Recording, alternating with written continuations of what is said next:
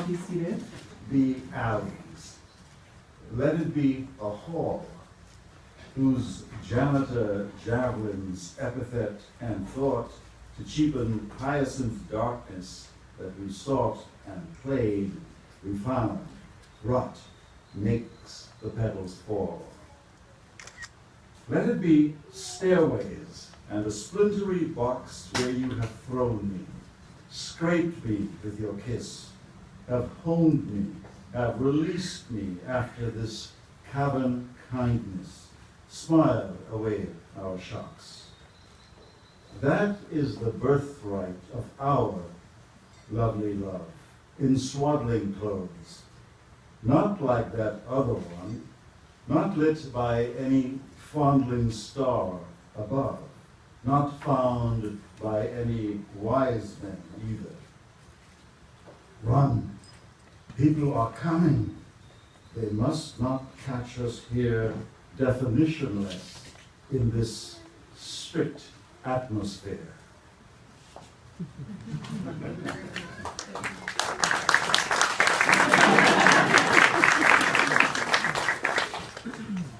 For coming. Welcome to everybody. It's so fabulous to see you here, even on this day when it's raining, and maybe that's a good thing that it's raining. So, I almost don't know where to start. I wanted to give you a sense of who Anikah is a little bit, but I also wanted to say, and I guess I have to do two things. I have to take off my glasses and put on my glasses, because I can't.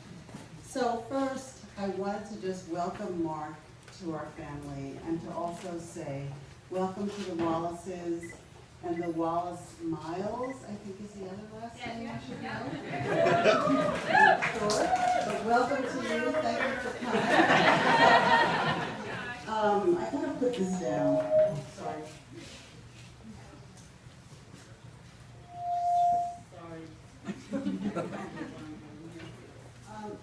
So Arnold and I were sitting about a year ago in Trinidad on the porch of a friend, and I had my phone next to me, which I often don't do, but this time I did, and suddenly the screen lit up and it said, Mark asked me to marry him, and I said yes. I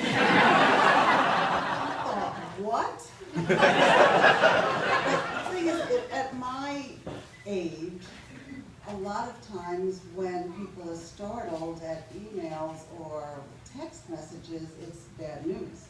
So people are like, why is she saying, oh Lord? Is somebody in the hospital? So then when I said what the news was, everybody was thrilled. They were asking all kinds of questions. So then, 5 seconds later comes another text, and it says, but then we thought maybe we should be engaged first. Well, that's a good idea. Right? So they did that, I think. Actually, what they did, they went to see Godzilla. And then I think maybe they looked in the window of Tiffany's, but it was a little too much to actually go inside. So I think that's all they did. So that's part one of just getting to know the two of them. So then I just wanted to also say to you, Mark, thank you so much. I am kind of ignorant when it comes to what engineers do. And so my thinking is that an engineer is a person who makes things and fixes things and makes sure things work. So when I first met Mark at our house, I showed him a gate that wasn't working. I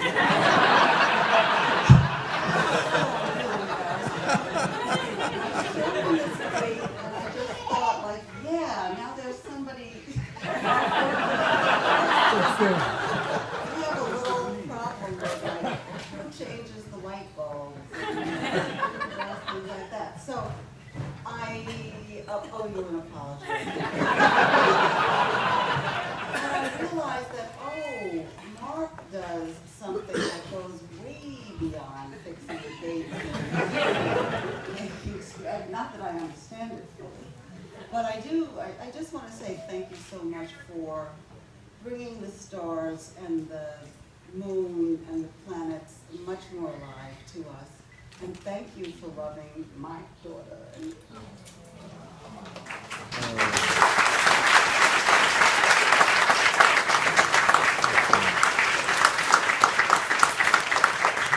I wasn't supposed to cry, you know.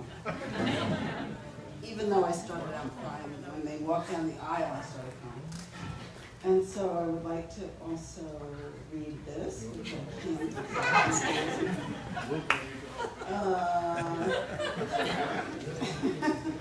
So, the next thing I did, anyway, this marriage, this announcement made me think, you know what I should do? I went on a kind of research trip.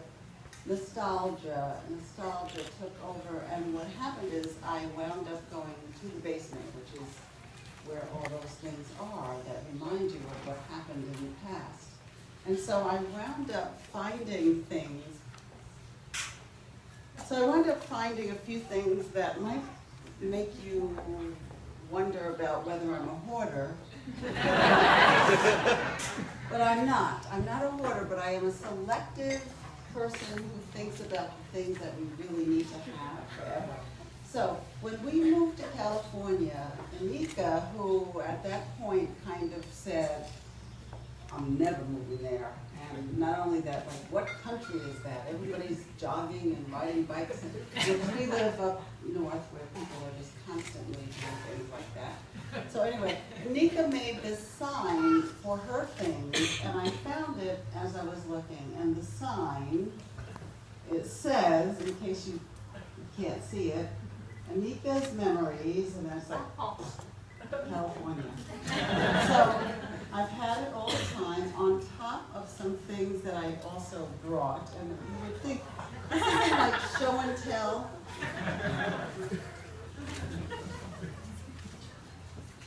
So in case you don't know this, Anikah is very talented. I mean, she is, as you know, she's sweet and lovely and thoughtful and creative. And she also used to dance ballet. So believe it or not, I know this is, only a mother does this, by the way. So I found, it took me about, I don't want to tell you how long, 2 weeks, to find her ballet slippers. So look at these sweet little things. They're just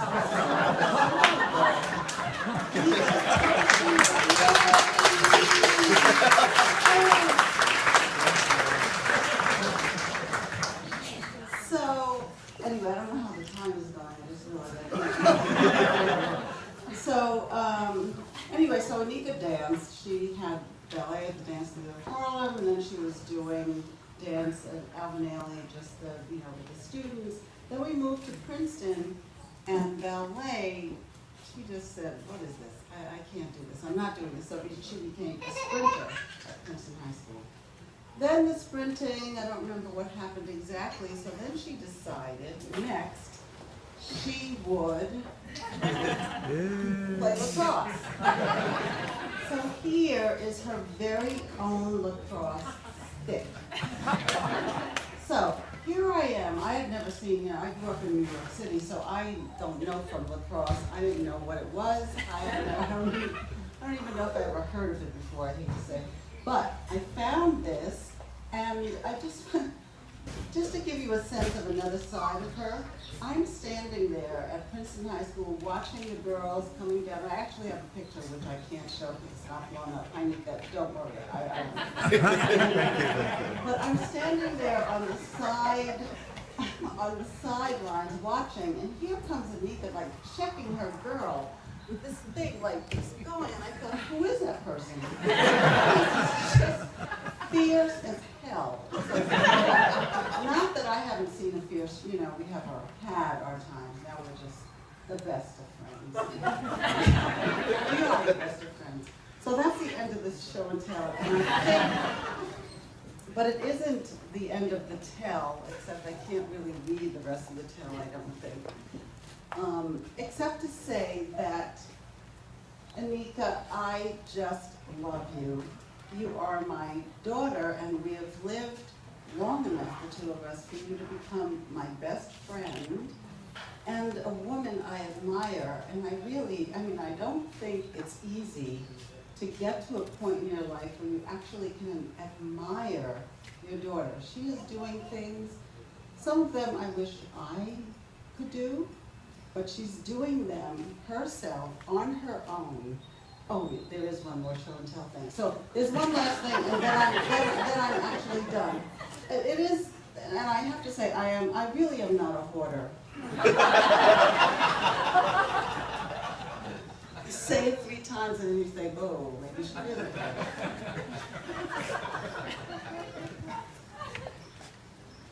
This is the danger to all of you who haven't picked up your things from your parents' basement. This is the danger. You never know what's in there. You never know. So what I found was a birthday card that I wrote to her on April 27th, 1993. So her birthday is coming in 2 days. Anika has a birthday. So the card says on the outside, "You are wonderful, dynamic, sweet, creative, tender, intelligent, caring, friendly, etc., etc. Happy birthday. Love, Mom." But I also wrote something to her in there, which I will try to read. And I don't know if I can do it. Oh, what am I going to do? I can just paraphrase it, because I can't. Oh, I think I see it, and it's going to be at this work. I can't even believe this. It said, to find your own happiness in work, in love, in spirit, focus on developing that part of yourself that no one can take away. Ask, something.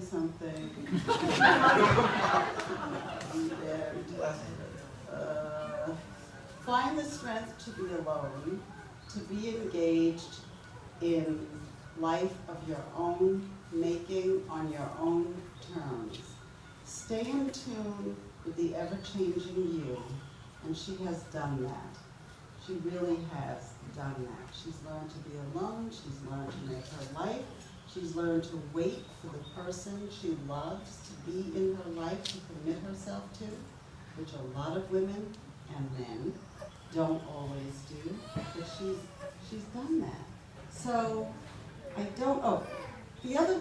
one last thing. I didn't bring it, this is really the last thing.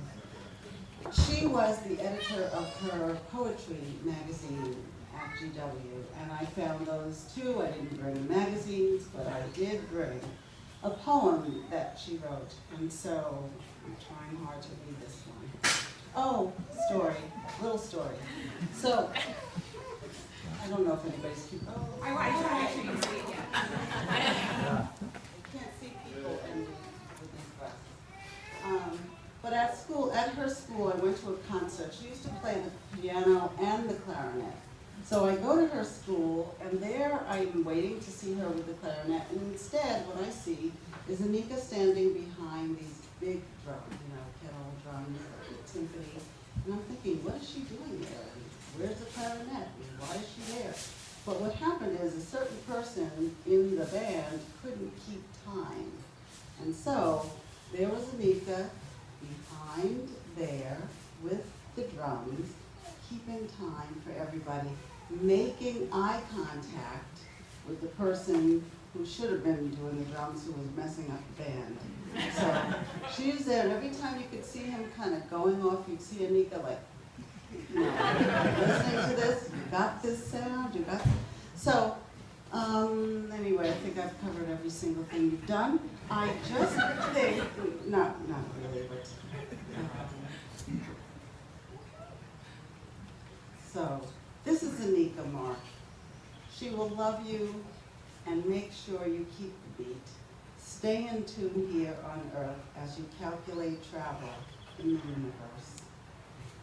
And then there's this poem that she wrote, I don't know what year. Butterfly, a delicate shell, one thin layer, soon to be crackling like a peanut shell. You have opened, outstretched new wings, laced with fragile bones, and found your way through the meadow at dusk. But this is the dawn, your dawn. Love to both of you. Love to both of you. Love, sweeties. From me.